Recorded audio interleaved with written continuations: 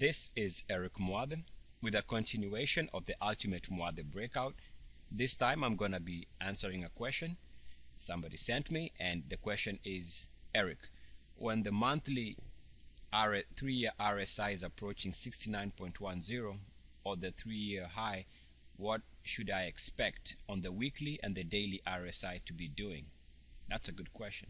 So they want to know what happens to the daily and the weekly if you get the monthly breaking out on the RSI and on the MACD.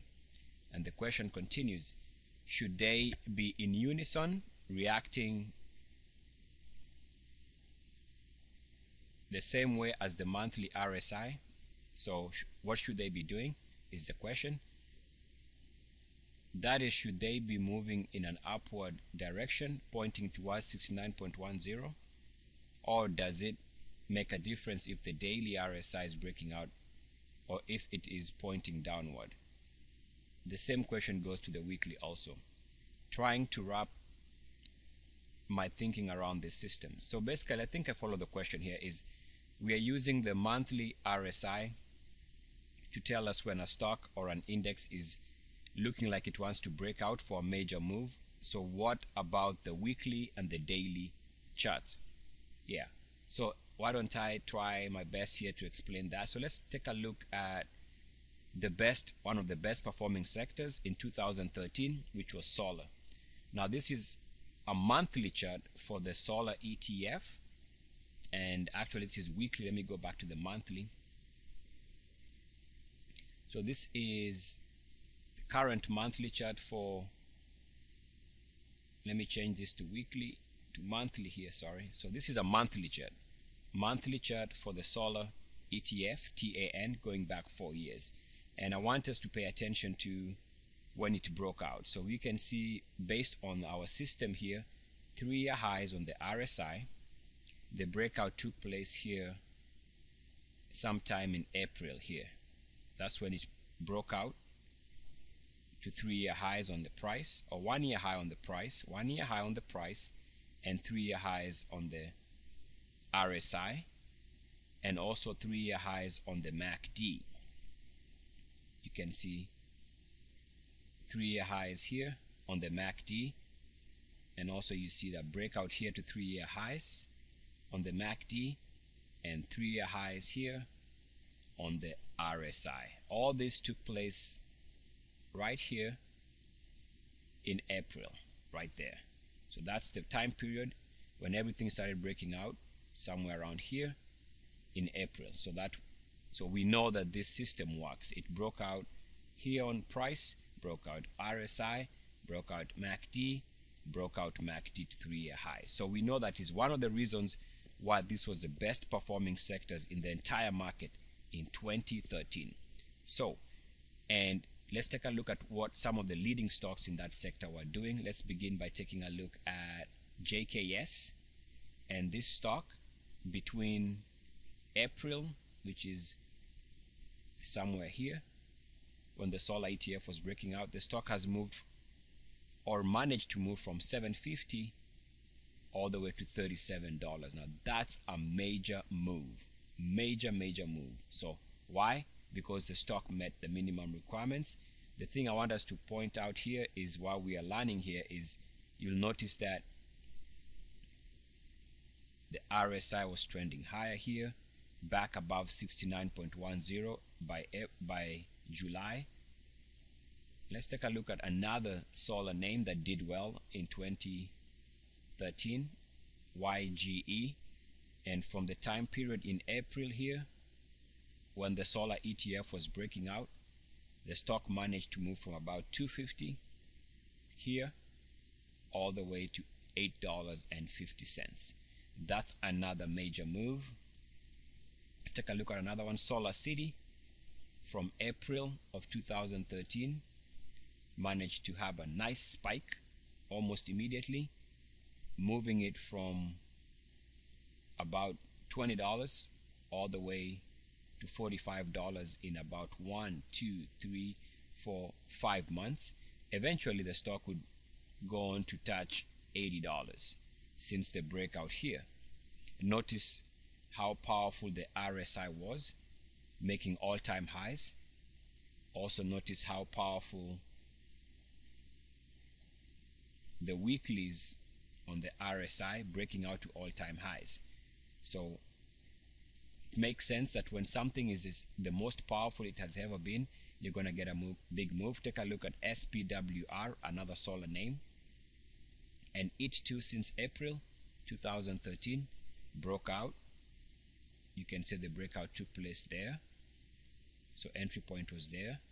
Or you can use these highs, the previous weekly closing highs there, and this took the stock from a price of about $10, $11 all the way to the mid 30s. That's a big move. Let's take a look at one more. CSIQ, since April of 2013, stock broke out somewhere here in April. So you can either use this breakout or you can use this breakout. Whichever breakout you use, one or the other, you're going to get an entry point. And so let's say the breakout took place at $5. The stock would eventually go from $5 all the way to $42 in under 9 months. So that's a big move. So let's take a look at the solar ETF again to see that you can see here that it was breaking out, and we've already looked at this. RSI was good in middle of April. MACDs were good, everything was good. So let's take a look at the weekly for the solar ETF at the time. So what you're going to see is that as long as the minimum requirement on the monthly has been met, and this is important, as long as the minimum requirement on the monthly has been met, don't worry about the daily and the weekly charts because they'll take care of themselves. In this particular instance, the monthly was breaking out, and you also see that you can use this breakout to new highs here, about $20 when the monthly was breaking out. Take a look at this. This was a breakout also on the weekly chart. There was also a breakout on the weekly chart here, somewhere around there. There was a breakout to fresh highs there. So even the weekly was doing well. The weeklies will take care of themselves if the monthly is meeting our minimum requirement. So that's the main key, the main takeaway from this video is don't worry too much about the daily charts. They'll take care of themselves. Don't worry too much about the weekly charts. They'll correct themselves as long as the monthly chart meets the ultimate Muathe breakout minimum requirements for 3-year high on both time frames. So you see here that we have a breakout on the weekly chart. It's taking care of itself, and it eventually goes and touches 69.10 also. If we take a look at the MACDs on the weekly, you see that they take care of themselves. Don't worry about this too much because even here you can see on the weekly they were breaking out in April. It was a breakout to new highs in April. Again, don't worry too much about this. They'll take care of themselves. And you can see there was a breakout here as price was breaking out. Again, all this was taking place in April. The time frame is still the same, even on the weekly chart here. As you can see, this is a time period in April where we are getting the breakout in MACD, breakout in MACD, breakout in price. Everything was taking care of itself on the weekly. So let's take a look at the daily chart at the time. Now the daily, of course, you can see it's a little bit squeezed. The data is squeezed here. So April, you can see on the daily, took care of itself with a breakout above previous daily closing highs. So there. But let's take a look at a shorter time frame. This is 4 years daily. I want to make this a 2-year daily so we can have more data that we can see. So 2 years, and you can see on the 2-year chart there was a breakout above this daily closing high. So the dailies took care of themselves. Take a look at that breakout. That was perfect. Now let's make this even closer to a 1-year daily so we can see that breakout even better.